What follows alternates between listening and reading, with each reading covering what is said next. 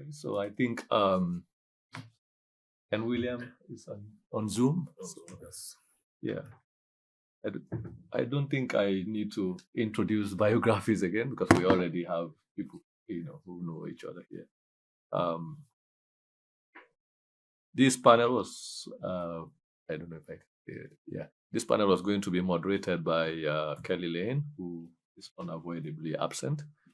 So I'm stepping in to moderate financing independent media. I think we've talked about collaboration, building collaboration between media and academy. And all of what we're talking about has to do with funding. So I'm curious to know how the ideas about funding and financing, especially now that funding agencies are withdrawing funding from the US and other places. So we'll start with William, since he's on Zoom, and then we go to Fatou, and then Sadibou. Then we'll open it up for comments and contribution from the audience. William, so if you could start. Yeah. On this financing of independent or financing independent media, this is a conversation that is going on in a lot of spaces because of the challenges that are emerging. A number of media outlets, especially like in Africa, have been relying on advertisement from different sources.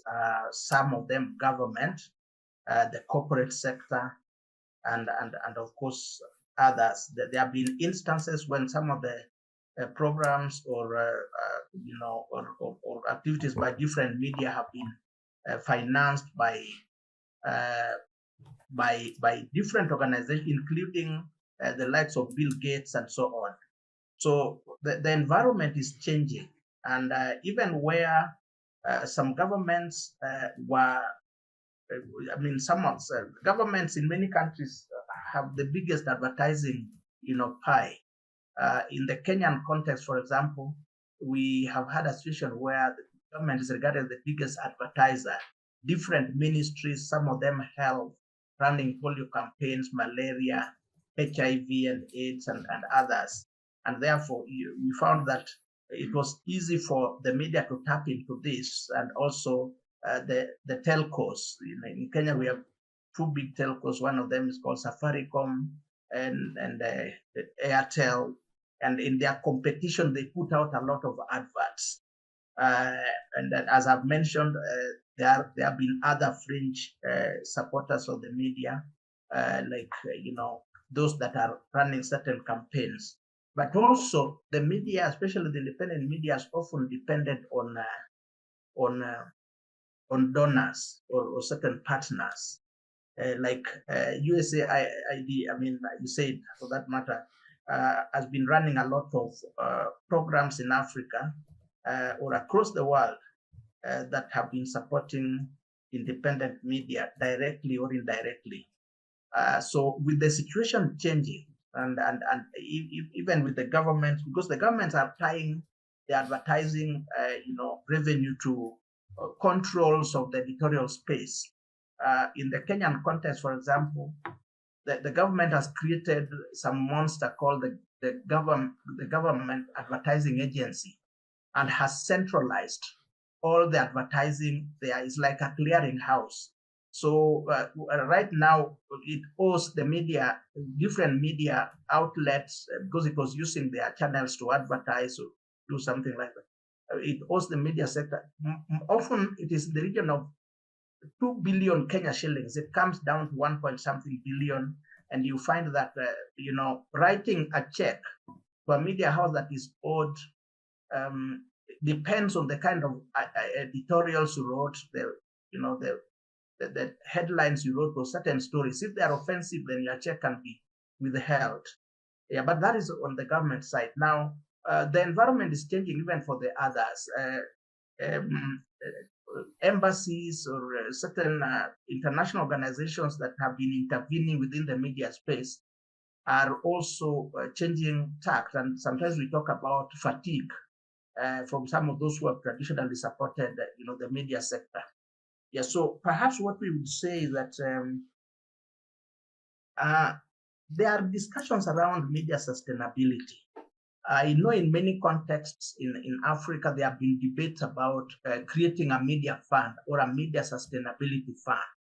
But there are two problems with this. It is not quite clear where the initial capital or the stream of capital that is supposed to be in the media fund or the seed capital will come from.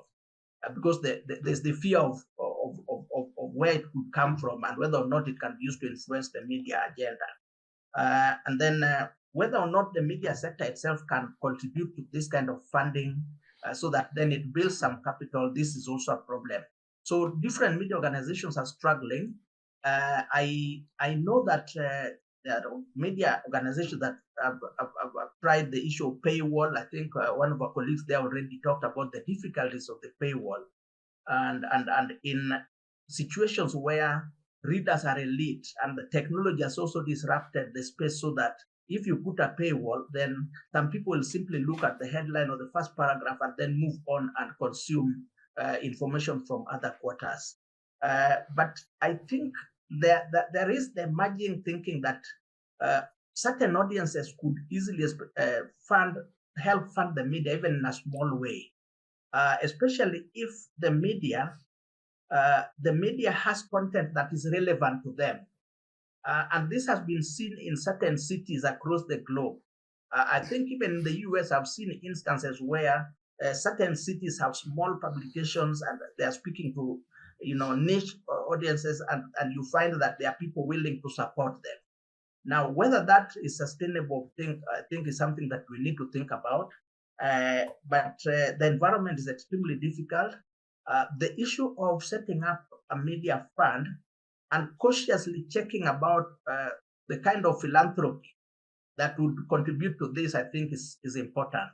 And we probably need to interest the academy as well. I mean, many universities and institutions like that have funding.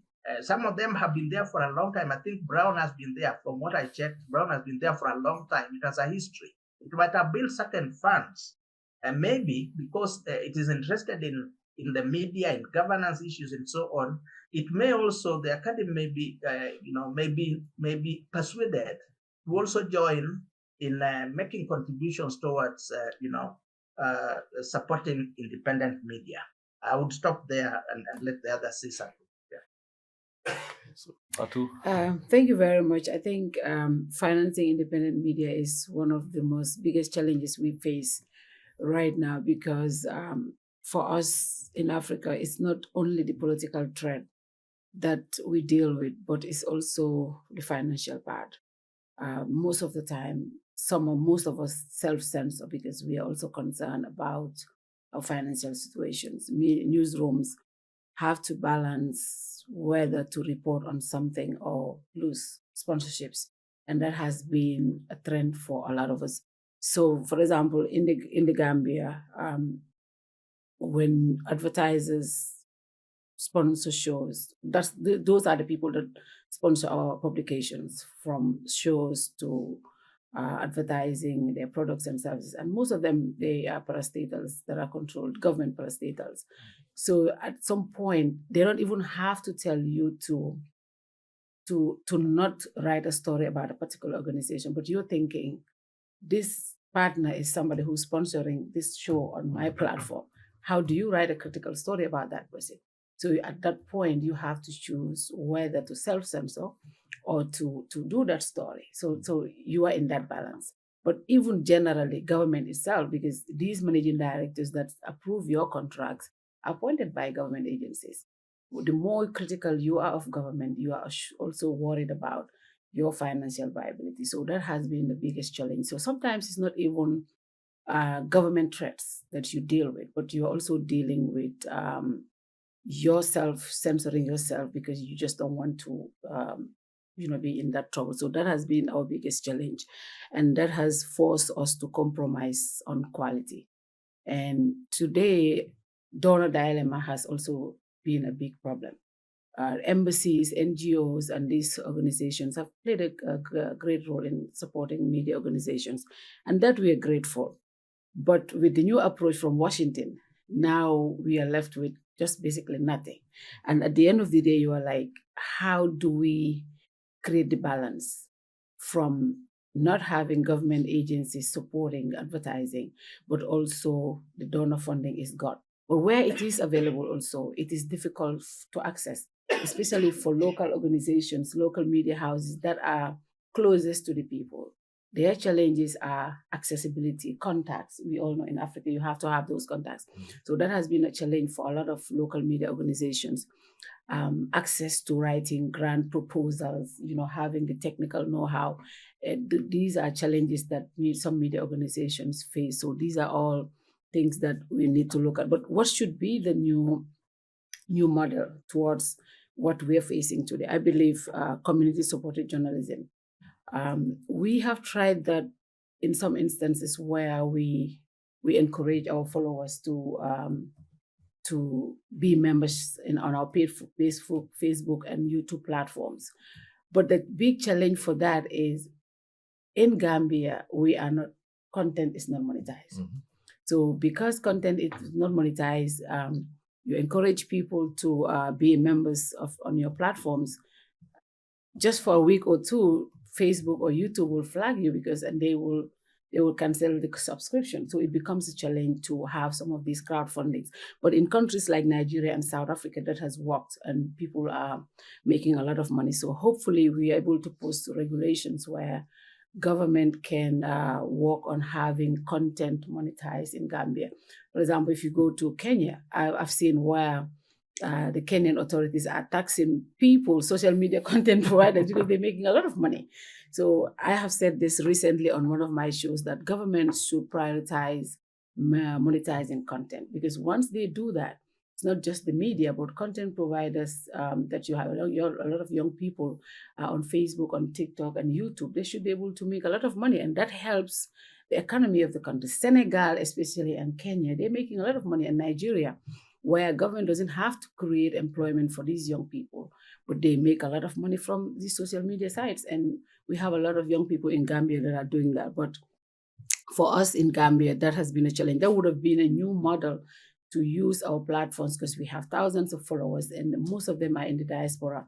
They should be able to help fund us slowly and with some little amounts that will help to support our operations. But that is difficult.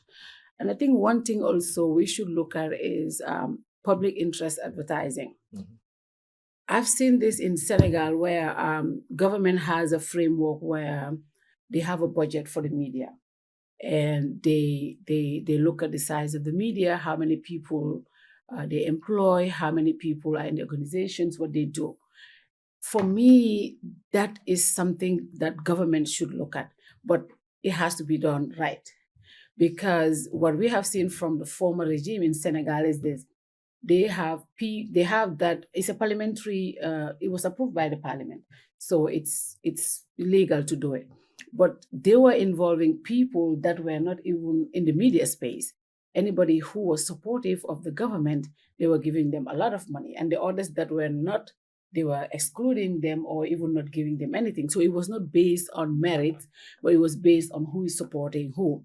So governments should have proper frameworks to be able to public finance media, because media work is more of civic duty.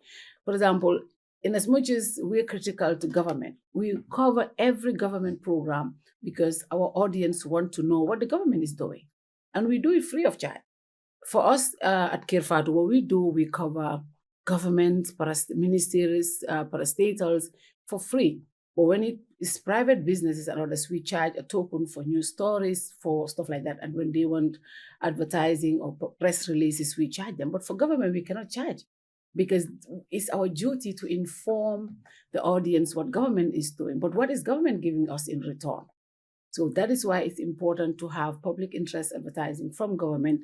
And this is something that our press union have been working from Sheriff's time up to now to see how we can collaborate with government for them to create funding, which is going to be based on registered media houses, what they're doing and their size, and something that is approved by the National Assembly, and it doesn't have to be altered.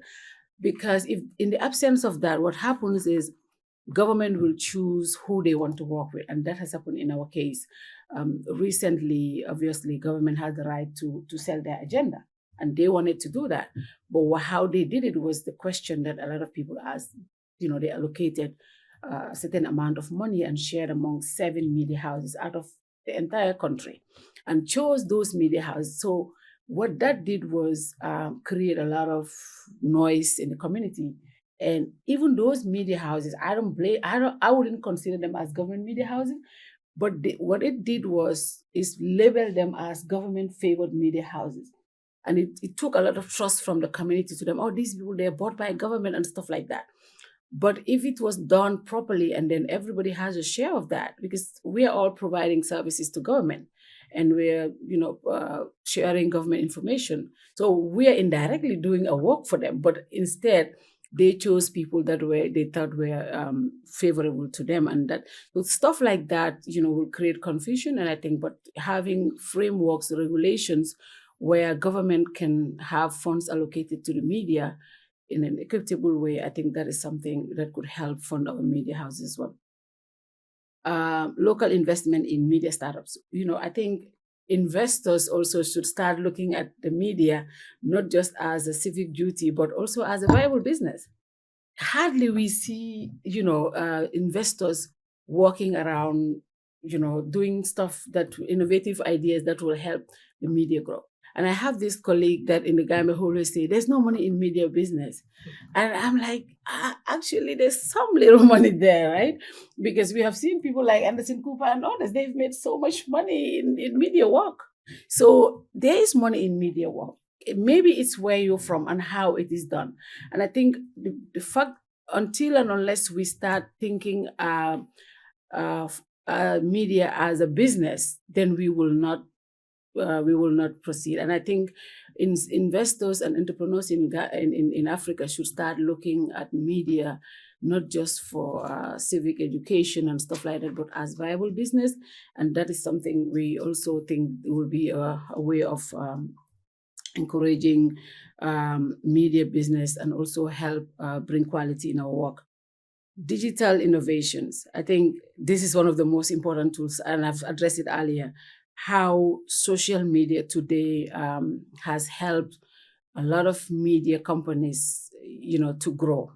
Without advertising, without all of this, they can make a lot of money from YouTube, TikTok, Facebook, and all these platforms. But it has also taken a lot of revenue from us. Before, companies like AfriCell in my country will spend a lot of money on media. But today they can go to Facebook and just sponsor their advertisements. So they do the sponsoring themselves. Instead of giving us the money, we have they know, okay, Fatou has over 300,000 followers. So, but instead of AfriCell using Fatou, they could just post these flyers on their platform and sponsor it and pay that money directly to Facebook instead of paying it to Facebook, Fatou. So that has also taken a lot of money from us. So there are pros and cons when it comes to digital media, but I think for us more is, how do we work with government? We need to work with government in this, to have regulations where media content can be monetized all across in Africa. When that is done, we don't have to worry about closing down and media houses. And for me, I'm worried if Gambia will ever do this, because if you are concentrating on taking our financing, and because you think that is the way to strangle us, if you know that you monetizing content will help grow our business, I don't know whether you will ever do it. And this is a campaign I encourage my colleagues to push with the National Assembly members and government officials, because I think that's the only way we can survive in this business. That way, you're not worried about who's giving you business and who's not giving you business, but with good content, you can have revenue from social media platforms. And I think that is the way forward for financing and sustaining our media houses. Thank you. That's good. Sadibou. Thank you very much, Joe. I just would like to explore in terms of structure, the media ownership structure in Africa mostly. And what we have seen on the ground, if we dig deeper, is some types of media, for example, ownership. First of all, we have the state-run medias. It is kind of, if you take case of Cameroon, CRTV, Cameroon Tribune, the case of Sierra Leone, SLBC, Sierra Leone Broadcasting Corporation, Gambia, GRTS, Senegal, RTS. Most of those media are owned in terms of structure by the governments and the authorities, and they receive annual subsidies directly from the authorities, and also their director general, the CEO, is appointed directly by the authorities, and even the council of administration is also appointed by the authorities. And in terms of tax, that means what? That means they receive annual subsidies and budget, but they also are mostly allowed to go and grab other advertisement from the public and from the other public or private companies. That means what? And then we have the second type, which are the private or independent media, most of which are journalists themselves, or a group of journalists, or some consortium of journalists, or some business icon, or stars, or even politicians who also are setting up some media companies and trying to organize newsrooms and also. Those who are independent and private, they don't receive nothing from the authorities, even except what they call in French, or it's in English also, the aid to the press, which is most, depending on countries. For example, it might go up to 700 million, depending on the currency. It might go to 1.9 billion, depending on the currency. It might go to less, depending. And in some countries also, these have been suspended for many years, like, for example, like in Mali, like in other countries, which has actually really currently really unstable. We have such a landscape with, two types of media ownership, just face to face, each of them trying to provide what we can consider as a public service, because the media also, they are doing public service. The fact of providing information is a public service good, whether you are a state-run media or a private media. Unfortunately, we have seen a lot of lack of transparency in Africa over, for example, public subsidies to media. The first thing we have observed and documented is the fact that for so long times, authorities and government, some government and authority, they have used that as a way to pressure media, as a way to create a lot of problems to media, namely those private and independent media who are, daring sometimes to reveal or unveil some, corrupt practice or some government misconduct and behavior. This is something we have observed, and then we also have observed how some private advertisement companies or private companies, like, for example, Safaricom in Kenya, they have been trying to pressure a strong East African outlet or media group like the Nation Media Group over advertisement. For example, recently the Nation Media Group has revealed how Safaricom was involved in surveillance of southern and southern of the Kenyans, and then they did not like that, and they wanted that story to be dropped, but they refused, and they started to stretch a lot of the Safaricom and to stretch NMG, Nation Media Groups. And we also have seen in that country how the Standard Group also has also suffered with, all these government subsidies and government subvention. And these trends is not really in Kenya. We have seen it in countries like Senegal, where the new authorities, with their new approach, they have also ordered that the prime minister directly, as a kind of directive, prime ministerial directive, for example, to all state companies, for example, no longer advertisement to the media, including the private media. That means what? That means if we put everything into a balance, we'll see, for example, the price of a newspaper in Africa, except, for example, in Kenya, in South Africa, the price is less than $1.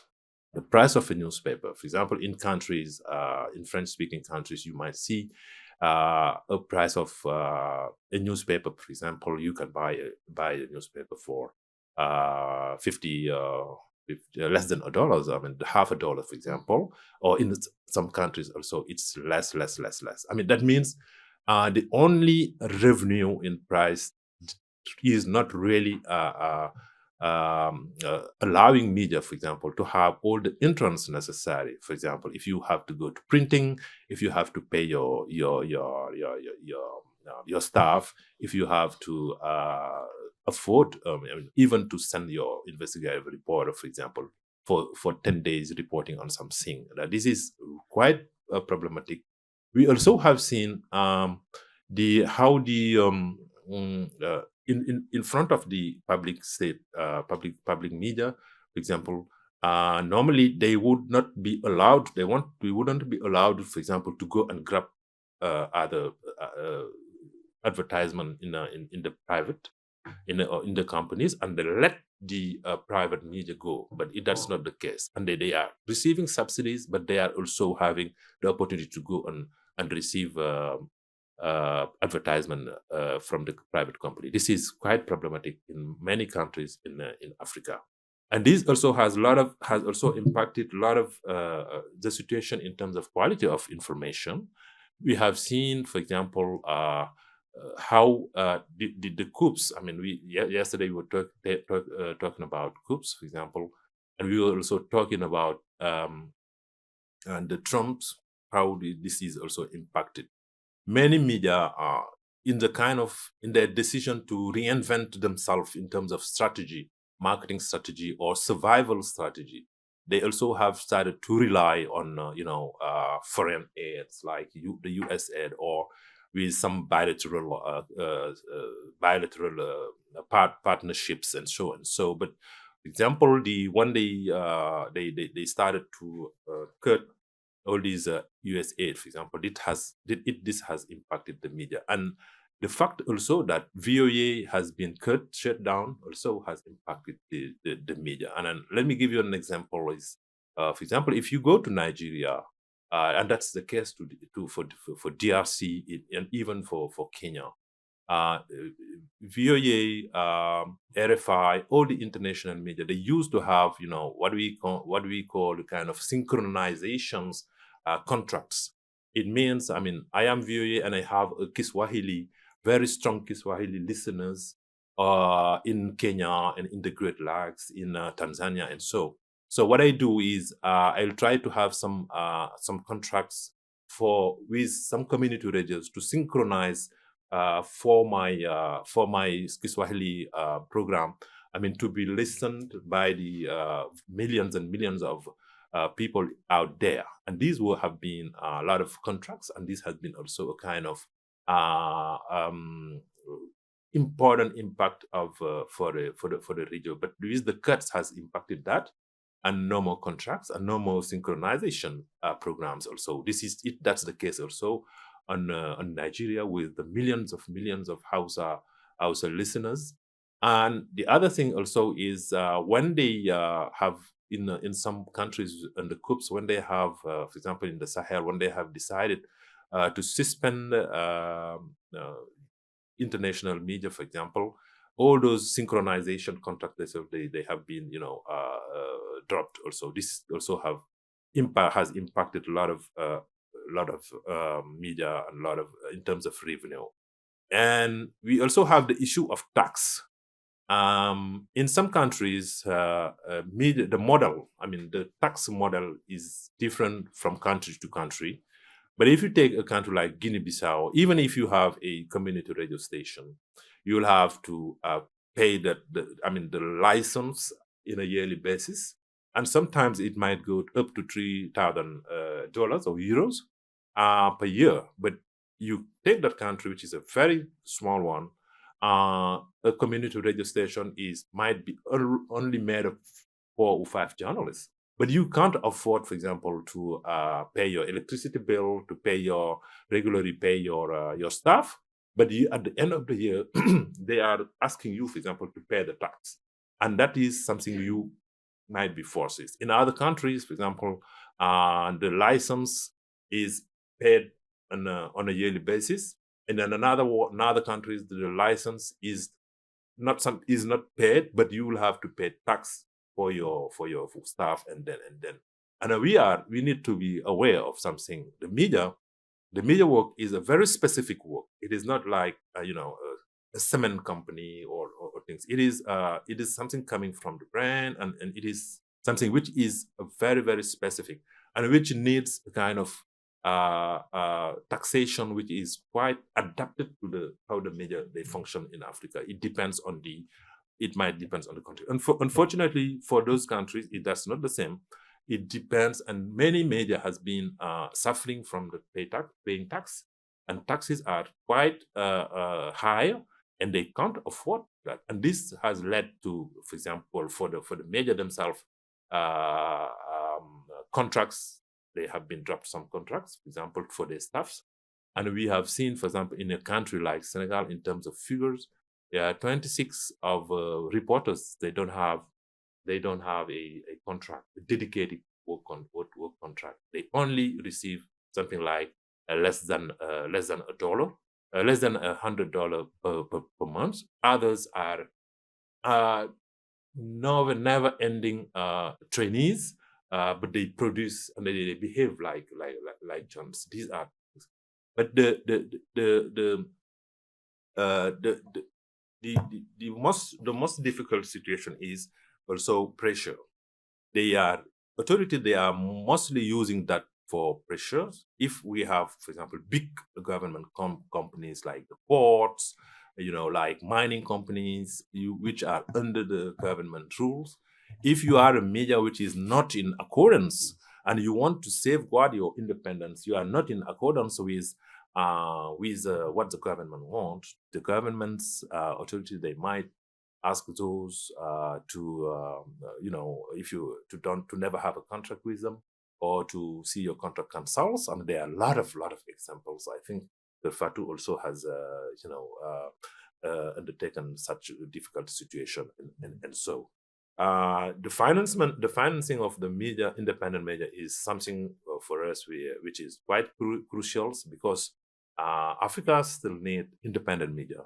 Africa needs a media that dares to go deeper on what is mostly hidden by the authorities in terms of investigations. They need to also to be to regularly provide information, and very balanced and reliable information to the Africans, for the Africans to have their own judgments. Unfortunately, this is not what many authorities, public authorities, they don't want. They want to hide a lot of their the corruption issues, their inefficacies, and so. And that is why financing is a challenge. And in terms of recommendation, what we are pushing for is to push for authorities, for example, to adapt the law on advertisement to be something which is more transparent and which can benefit to independent media. We also are pushing to for more monetization also, because this is something which works for online media, which has the platforms on YouTube and also on other channels. Also, this is something which might work.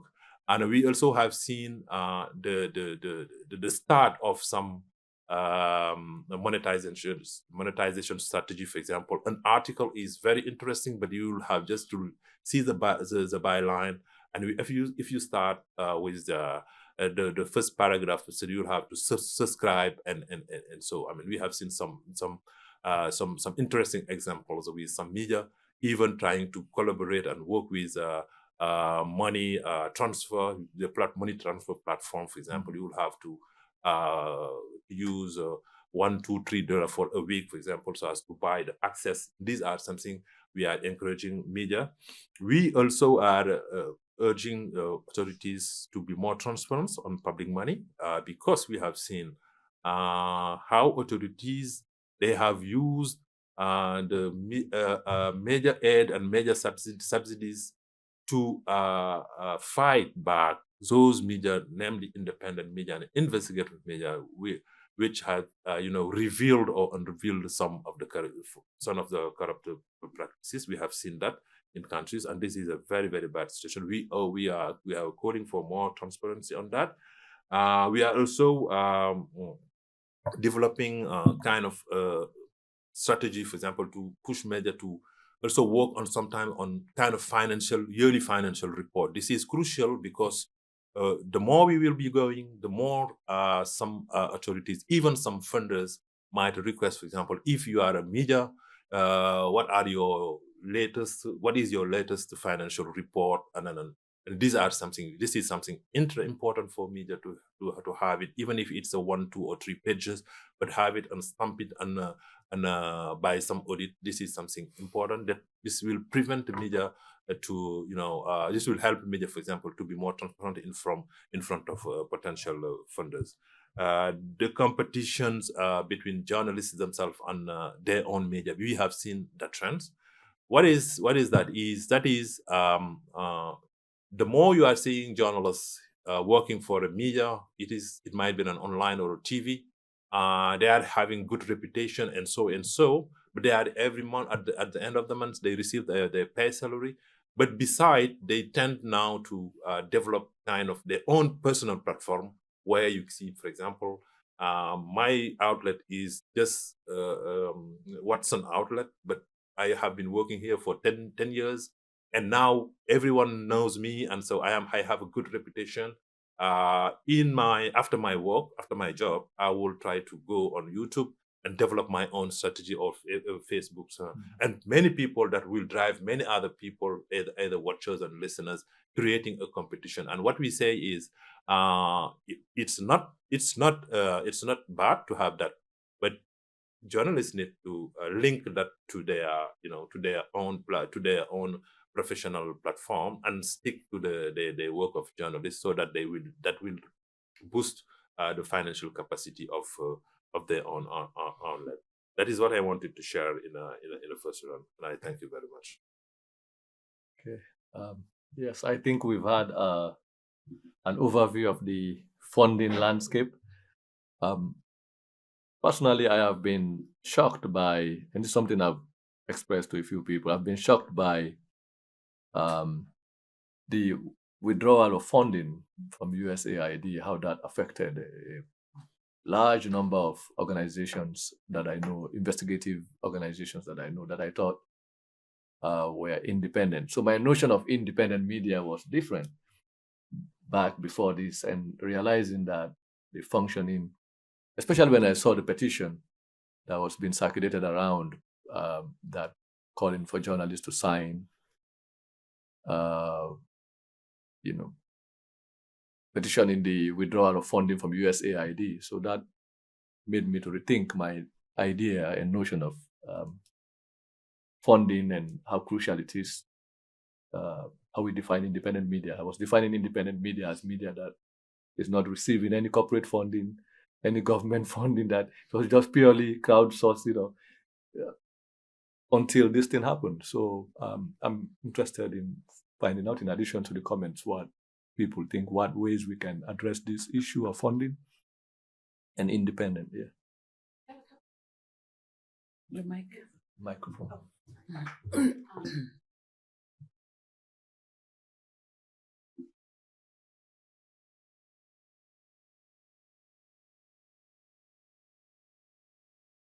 There we go. A couple of thoughts, and one is that ties into what a couple of you have said about, for example, Voice of America closing. Trump also wants to take funding away from National Public Radio and the public broadcasting system. And in some ways, closing Voice of America or not funding NPR and PBS could be good, because we wouldn't want them to become propaganda mouthpieces for the Trump administration. As dictators do, he's taken over the Kennedy Center and wants to take over the Smithsonian institutions with content, the ability to approve, change content. That's cultural. That's taking over culture, the arts, and the media. So that becomes a question for me. Would we rather have Voice of America funded? Yes, by a neutral government, of course, but would we want it to be US funded by the Trump administration? And I would say not, because it would become a propaganda mouthpiece in a minute.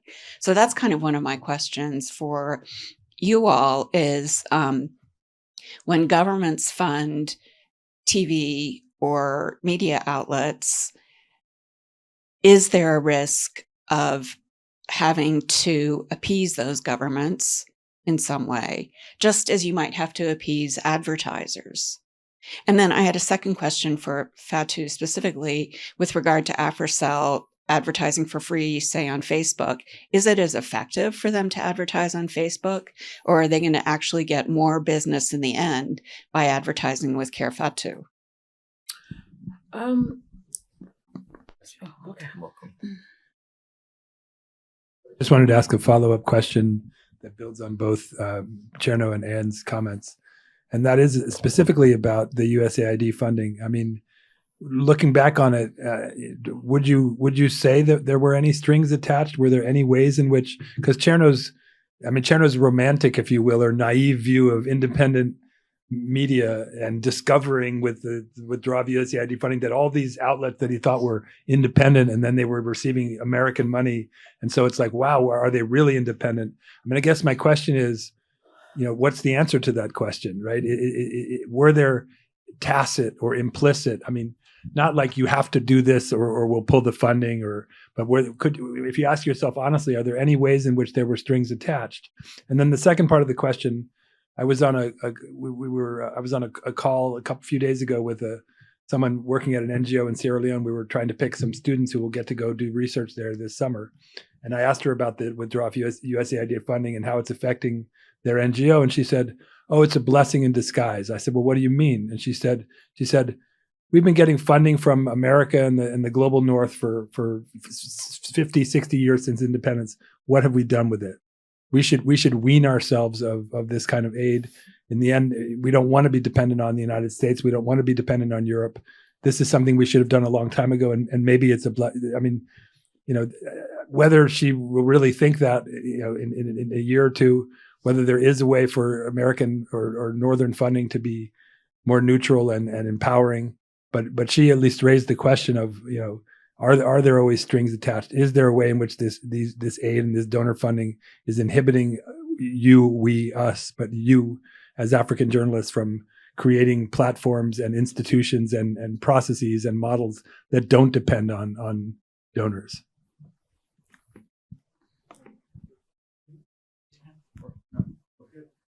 Just because it's also jumping back on your comment. So just as a reminder, I come from the really niche scene of investigative journalists, global investigative journalism, where we all know each other at conferences, African journalists, US journalists, Asian journalists, we all know each other. And we are all funded by the same people, by USAID, by European foundations, by American foundations. And recently, I mean, that's something we all know about, that USAID was heavily funding some of the most prominent journalism networks, the global ones. And it was, we call it a secret de polichinelle in French, which means everybody knows about it in the non-profit scene, but the general public didn't know about that. So in France, Mediapart, which is a by subscription model only, and that's how they fundraise their all investigation, they revealed, for example, that Nicolas Sarkozy had his presidential campaign financed by Muammar Gaddafi. And that type of journalism was funded by common people, common folks, who just subscribe to this model. So I want to say, this is not a naive perspective. This can happen. It's just really rare. And you need to question the ties for sure. Even if excellent work was being done by journalists that were supported by the USID, if you take an example like the OCCRP, which was, I think it was around $45 million of dollars for the past 10 years or so. I might be wrong, but I think it's around these lines. If you imagine the same amount being put into North-South collaboration to investigate wrongdoing by oil and gas corporation, how would the media landscape look like right now? If the shift would have been on the oil and gas industry and not on the Russians constantly, even if it's also really important. So I think it's really important to question this because it's shaping the global narrative and the global collaboration we are all going to do at the end, these types of ties.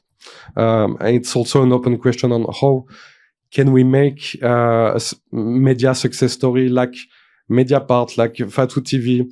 What's the common DNA of all this to make us succeed at this perspective, which might sound naive, but I think we ultimately should all aim for. Yeah, I just wanted to add, obviously, attacks on Radio Free Europe, Voice of America have been enormously devastating to press freedom, journalist safety around the world. The journalists working for these organizations work in some of the most challenging environments where sometimes there isn't even a trusted source of information, where the media ecosystem is either undeveloped or vastly underdeveloped.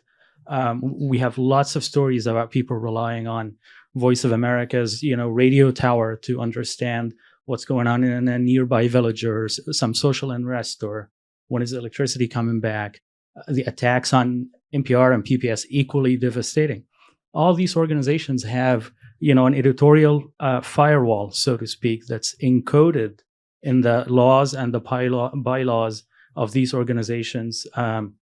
These are congressionally approved funds that are going to Voice of America and Radio Free Europe.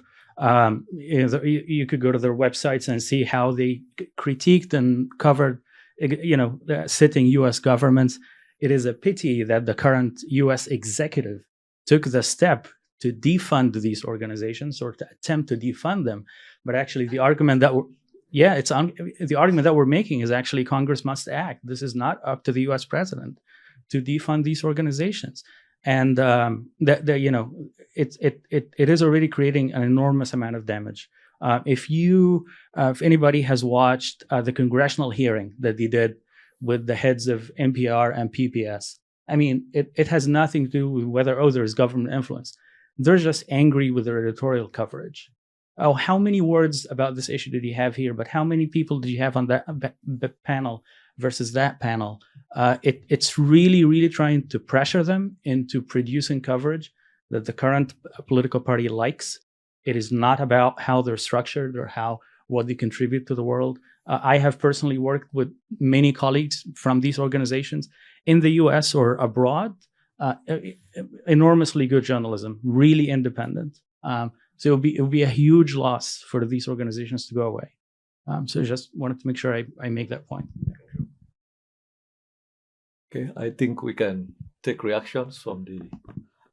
So regarding the AfriCell, I'm not sure how effective that has been for them, but I do know it's a lot of cost cutting. Because instead of giving lots of money to media organizations, they can say, we're giving you half, and the other half, you use it directly to sponsor their ads. So they're still advertising with media corporations. They are the biggest advertiser up to now. When it comes to advertising with media corporation, they advertise with most of us. But you could see that it has reduced. Instead of giving you a certain amount, they're using half of that to sponsor their an argument, like say if they start to pull away, can you use an argument with them of we're a more effective advertiser for you because you've got the the audience of Kerr Fatou, which is different probably, or has overlap that's different than the Facebook audience. Yeah. That's more likely, maybe. Maybe, yeah. And then I think, for them, we wish they would give us more, but they have been consistent and they have been working with almost all media outlets and giving advertisement. But what the trend we have seen is they are using their own platforms also to push their ads. Can you use the mic on that? Yeah. Oh, sorry. Yeah, but I think our biggest challenge in Gambia also is having big businessmen owning a television, having a radio station, owning a GSM company, owning all these businesses. Instead of giving advertising to media owners, they're giving to their own companies. So they're not advertising with anybody, but they're advertising with themselves. So that is also a big challenge. But companies like AfriCell are definitely doing way, way better. When it comes to the USAID and government advertising, I don't know I don't see any strings attached to that, because normally for them, it's like it's helping to strengthen democracy. For example, grants are tied around, for example, if you're doing work around women issues, or you're working around investigative journalism and stuff like that. So they sponsor programs based on those kind of projects that you present. So there are no specifically strings to attach to what you're doing. And when it comes to independent media, I tell people it depends on how you do your work. For example, we had government agencies that were advertising with us. Parastatals, almost all the parastatals with Gambia government were advertising with us. And we were doing critical stories about government, presidency, and we were doing talk shows that were really very critical. We didn't think that was going to be the basis of anybody withdrawing sponsorship from us. At that point, it was not government giving us free money. We were offering services. So we were selling our services to them and they needed our platform. So I didn't see that as patronizing us. I saw it as offering a service, and that should not determine whether I'm critical or not critical. And that was the reason, because at some point people would say, oh, you should tone down a little. But what? I believe they needed my platform. That's why they were advertising with us. So just because they're advertising doesn't mean we should not be critical. So sometimes it's you, the person or the organization, how you perceive your work and the direction you want to take. But just because government is giving you advertising doesn't mean you should also just self-censor yourself. I mean, there are consequences to that, but we have done it for almost 4 or 5 years and we didn't have any issue with government. So it was at some point they felt they needed to withdraw and cancel all the contracts.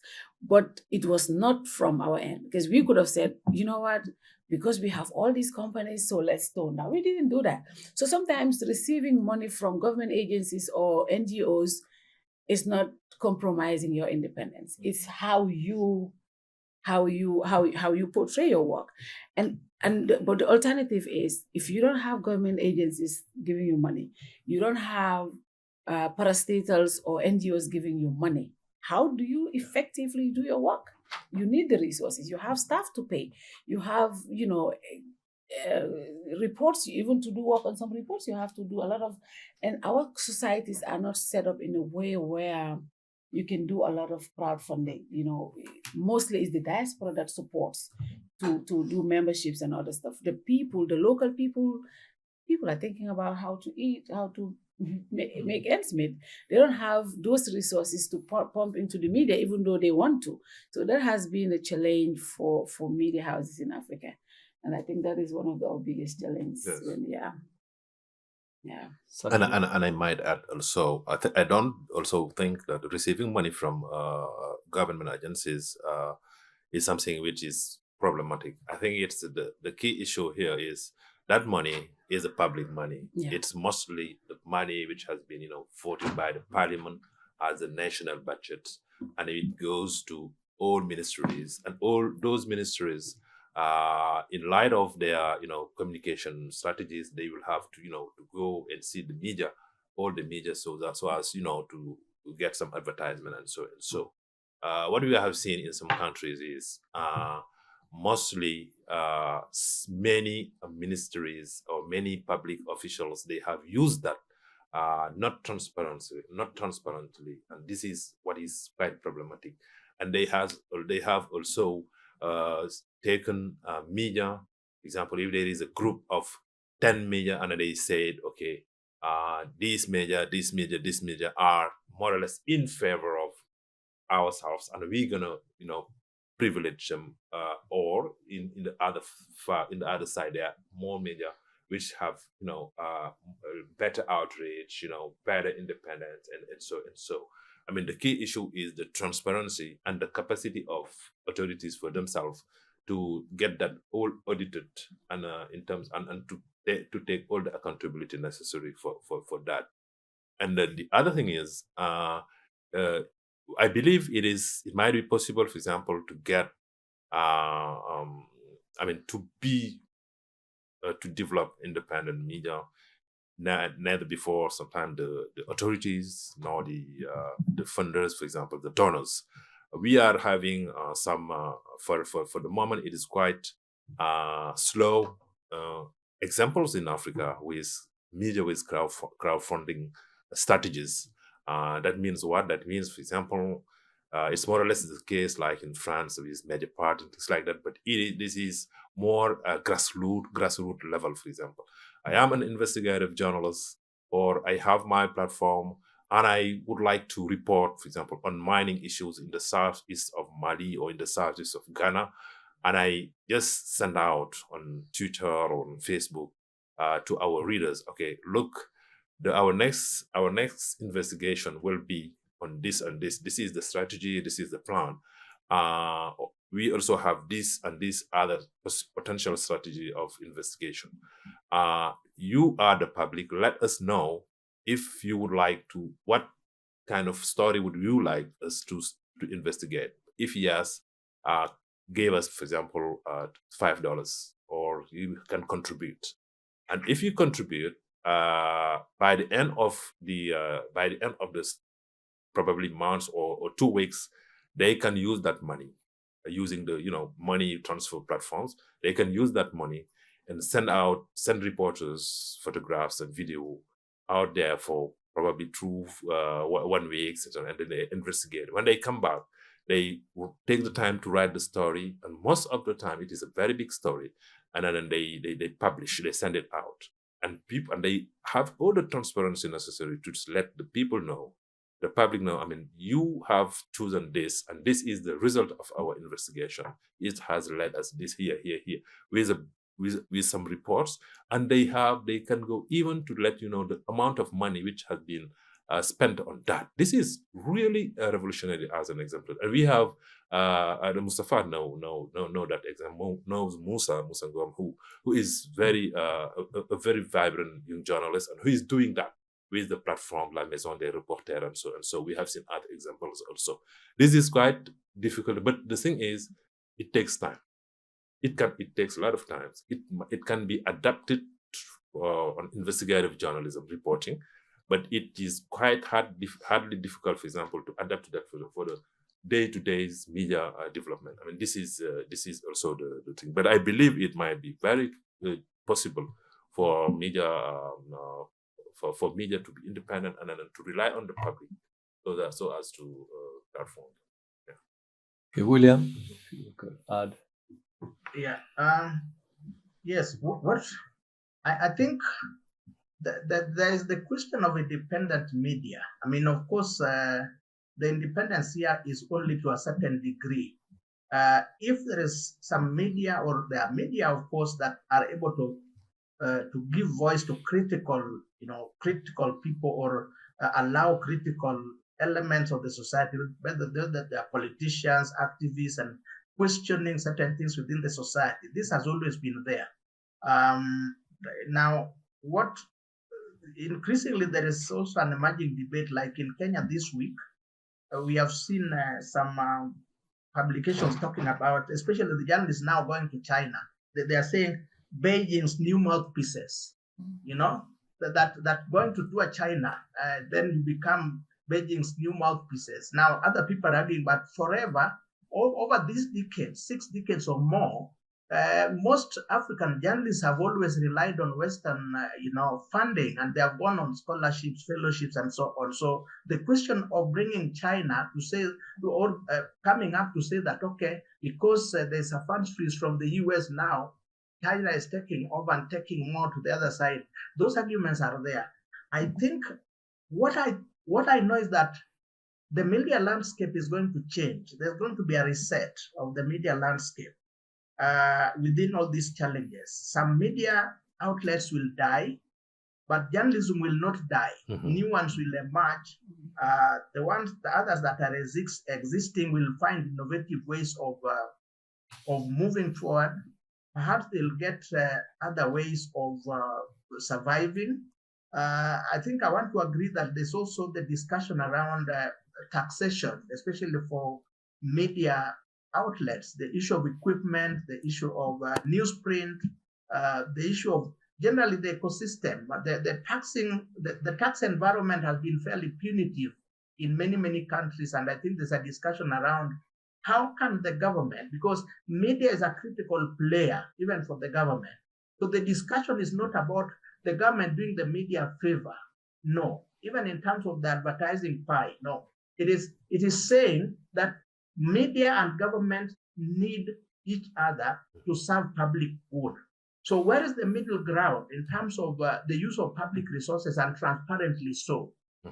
So this is a discussion that is emerging, but I think there's going to be a reset of the media environment in terms of financing the media that is regarded as independent. Some are trying. Let me give you the example of Kenya, where one of the oldest media houses, The Standard, which was founded in 1902, is currently struggling. And the government this week announced, it was initially quiet, but it has come out that they are demanding some money from The Standard. And they have threatened to withdraw licenses from especially the broadcasting divisions, the TV and radio, because The Standard has become extremely critical. Now, the argument that is emerging is that the government, through the advertising agency that I already talked about, owes The Standard more than 1 billion Kenya shillings, and they are demanding, 40-something million. Now, people are saying, why don't they pay The Standard? And instead of using the little money to try to cripple them, So the arguments there, I think the media sector will need to develop a stronger capacity to negotiate with whether it's the government or the corporate sector, and say that, look, we are not in this space because there's a favor that is being done. All of us are players in nation building. And therefore, we need to find a way to work together. And the resources that you have, whether it's the corporate sector, they are collecting money from the local environment, whether they are miners, they are petroleum companies, or whichever, telcos. There's a way in which they need to respond to the public interest that is that the media is serving. So that conversation will need to continue going, but I think it will continue to be a fairly difficult, conversation, and the environment is going to change. I think we have up to 12:15 for this roundtable. The questions, listening to all this, I think we're still faced with the puzzle. How, if governments decide to withdraw funding because from news organizations that are critical, because we all agree that advertising should be part of the lifeline of media organizations, and especially in Africa, where governments are the biggest advertisers. And AfriCell, for example, is the leading advertiser in many of the West African countries that they're operating. In Sierra Leone, for example, they are the leading advertiser. But what that does is that it prevents the media from even holding corporations like AfriCell to account. Yeah. In our investigation, we found, we published this, that AfriCell was not paying corporate taxes. Instead, they give, what they give to media houses, not really to advance their business, but it's a way of holding the media as an appendix, to their own operation. So you cannot hold AfriCell to account for not fulfilling its corporate taxation. So they give a percentage of that to the media, a percentage of that to what they call corporate social response by building clock towers in Sierra Leone, for example, as their contribution to corporate social responsibility. Mhm. So the media is unable to scrutinize that, unable to scrutinize telecommunication companies that are largely Orange from France or from MTN or Africa. So I've been wondering about that. How much does this corporate investment in private media disables the media from also scrutinizing corporations from fulfilling what we call corporate social responsibility? That's one aspect. And if our ability to scrutinize these companies are affected by our financial relationship with these companies or financial relationship with government or NGOs, then when these NGOs are pulling back funding because you're critical, how do we raise funds? How do we sustain media organizations, whether they are public interest media, like public broadcasting, as you mentioned, or private media that is not publicly owned, public corporate broadcasting? Where do we get the funds? Because if these funds are going away, we are witnessing this in Africa, where critical media organizations are starved of funds. Kerr Fatou has that experience. Now, here, NGOs are also withdrawing funding, or funds that were passing through NGOs from big countries like the United States are being withheld. So how does the media survive? So this is, I think, the essence of the conversation. Where do we get the funds now?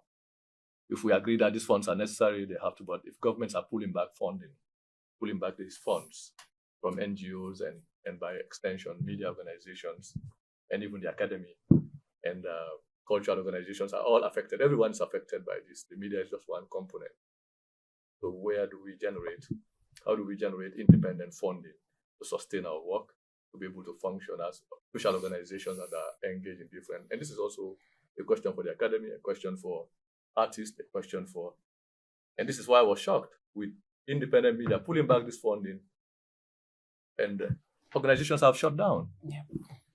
So, yeah. So I just wanted to follow up on a little bit on Cherno's comment, but also on the general discussion about the relationship between media independence and funding, and what it says, it reveals implicitly about the politics of it all. Mm-hmm. I mean, it seems to me that that there's a way in which we in the academy, but also you in the media, rely on a kind of fiction when it comes to the notion of independent media, or we in the academy rely on a kind of fiction when it comes to science being not political, right? I mean, I think I mean, when I was asking about whether there are implicit strings attached to USAID funding, it seems to me that those strings can be so implicit that we don't even see them, right? Mm-hmm. So I mean, it strikes me that all of us in this room, it seems like all of us in this room anyway, are involved in a kind of quasi-political project when it comes to how we imagine what the media is,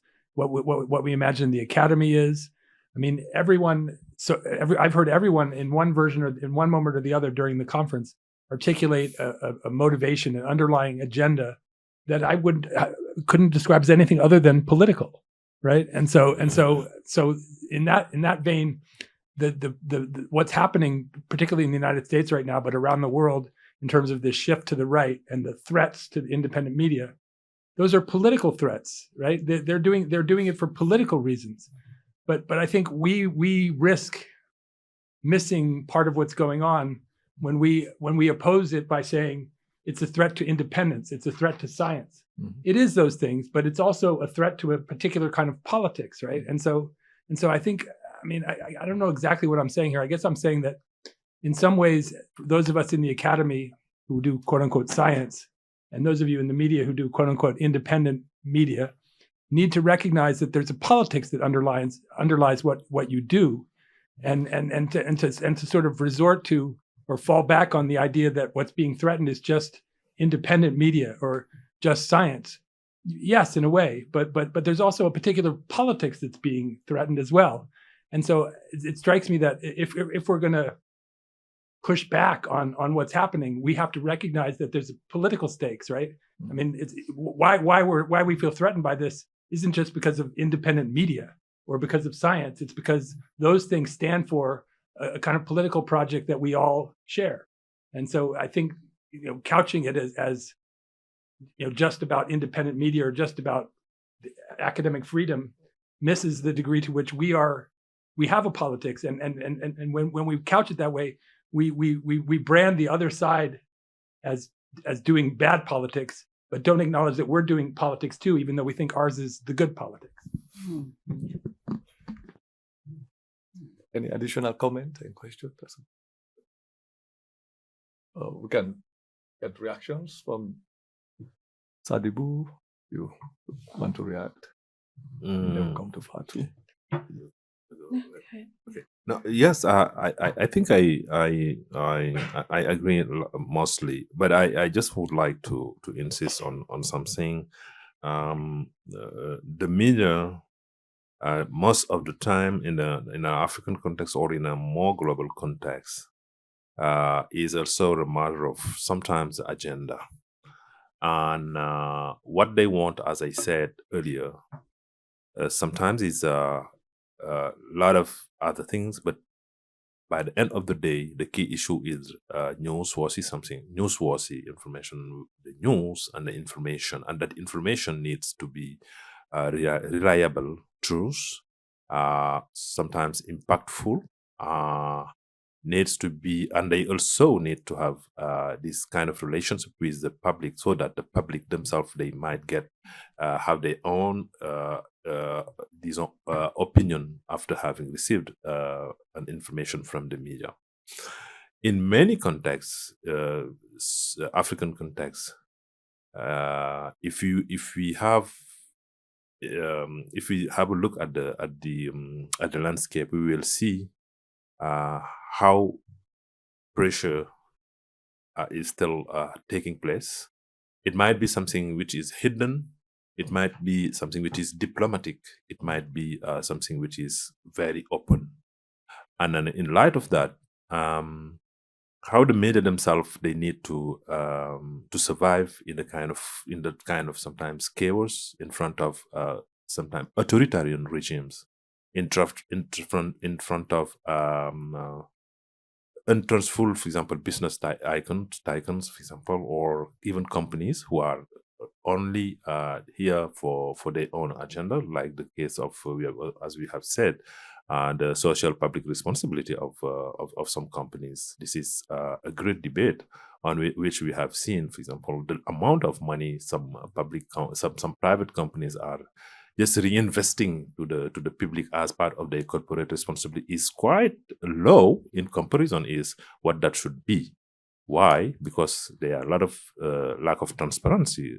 There are a lot of hidden deals between those companies also and those who are entitled to check, to do the verification, necessary verification, and so. And then the fear is I work for media defense organizations, and our role is also to highlight, to protect journalists, to develop strategies to protect journalists, to protect also and promote press freedom at large. And we believe that the channels, there are a lot of chance in terms of implication in that. And what of that is the independent media. It is quite important, for example, to support and then to fight for independent media, because this is quite crucial in Africa if we compare the independence in front of state-run, for example. In many countries, there are no state-run. Outside of Africa, there are less state-run media. Even if there is state-run media, those media might, explore or investigate any kind of subject they want. And that is not the case on state-run African media. They are entitled to stick to what the government and the authorities want. And sometimes this is creating this kind of divide.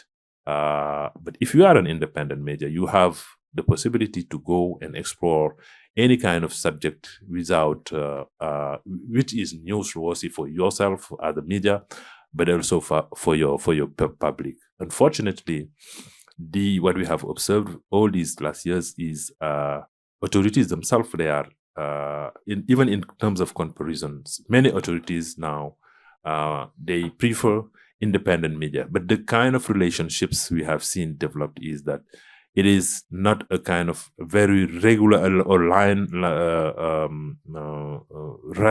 reliable relationships. And authorities would like to go, for example, to speak with Fatou because they have the audience is wide, the outreach is wide in comparison with state-run TV, for example. I mean, this is many authorities want, but they won't like as they want to go. They would also need to realize that, I mean, the media, which is independent and private, is also doing a public service information. And this is very key from our analysis. Public service is something which is quite important. And in light of that, those need to be supported, or the strategies needs to be set up, for example, to smoothen, the tax strategies, because we can't consider taxing media as you will be, for example, taxing telecommunication companies. Media, they can't have the benefits which are so high. Even many media in Africa are not doing benefits. They are just having the day-to-day possibility to run or to get out. And these are, for us, the challenge authorities need to be in to take into account, because as a media freedom organization, we also speak a lot with authorities, who are our primary target in terms of advocacy, and that is something we are developing. And that doesn't necessarily mean we are not also speaking to journalists. We have, if we have some ideas, we can, so for example, the monetization also is something which is very interesting, for example, for some media outlet, online media outlets, which needs also to get prepared for a never-ending changing situation, because things 10 years back and things right now are quite different.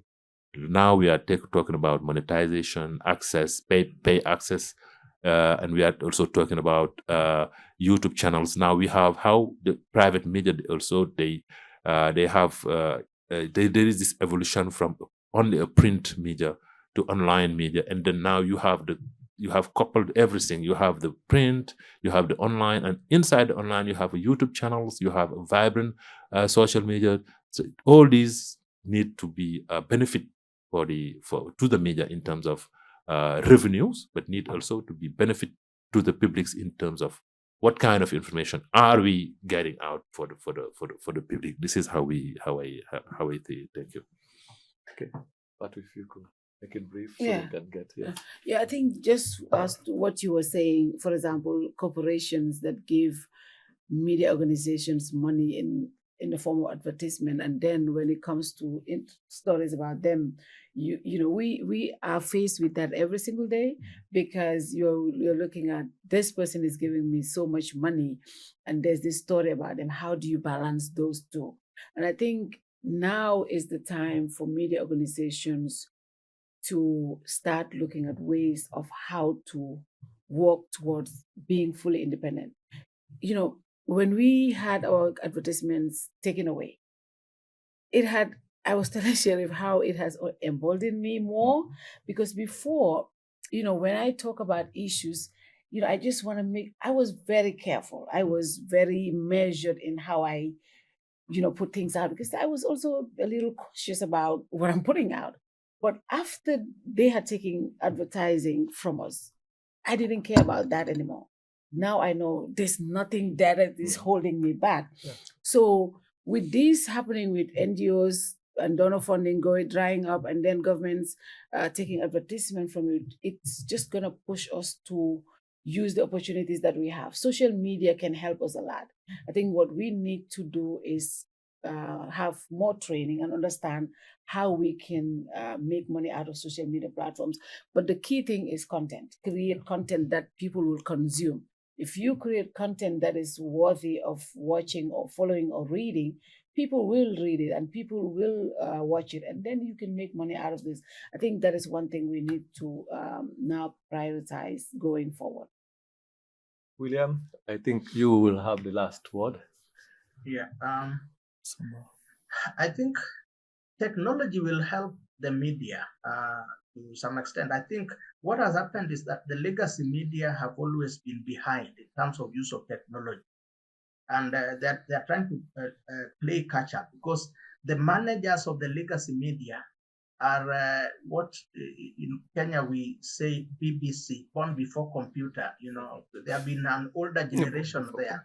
So catching up has not been easy, but increasingly there are more technology savvy individuals who are coming on board, and there's quite some drive across Africa to try to use technology to drive audiences and change to the formats that I think Sadibou and other colleagues have discussed, especially in terms of creating, multiple channels, multiple platforms, multimedia content.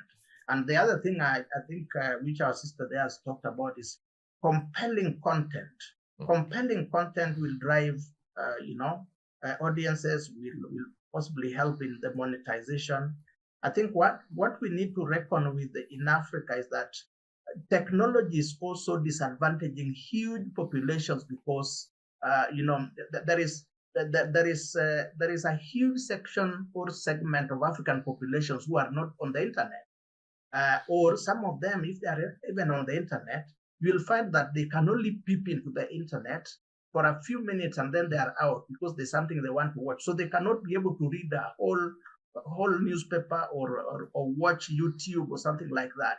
So you will find that as we talk about technology and the benefits and how this can fund independent media, it is left to a small elite who have disposable income. Now, that small elite, the consumption patterns are also increasingly changing. So you find that some of them have no time to check to look at, to consume the media in a manner that would probably make them spend more. Yeah, so I think, but I guess that the withdrawal of funds and so on, or the shrinking funding space, I think will make the media sector fairly innovative in terms of how they approach things. Because we have seen, for example, in moments when the African countries were struggling, especially even to get back to multi-partyism and so on, and dictatorial regimes were anti-media, there emerged media that worked for years without advertisement. Mm-hmm. And they survived for quite a while. So this will be a difficult phase.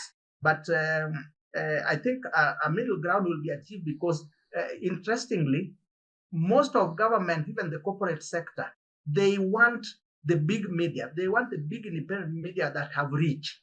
So they continue looking for them, not even the state media. The state media may have had facilities, networks, and so on, but they are very poorly funded. And therefore, audiences have run away from them. Yeah. Okay. I don't know if, I think we've exhausted the time. We have 3 minutes left, but I would like to thank the panelists. I think these questions cannot be exhausted on a single discussion. We will, since we have a panel on the future of the media, hopefully we can carry this conversation forward and see how we can develop pathway forward. So thank you all. Thank you.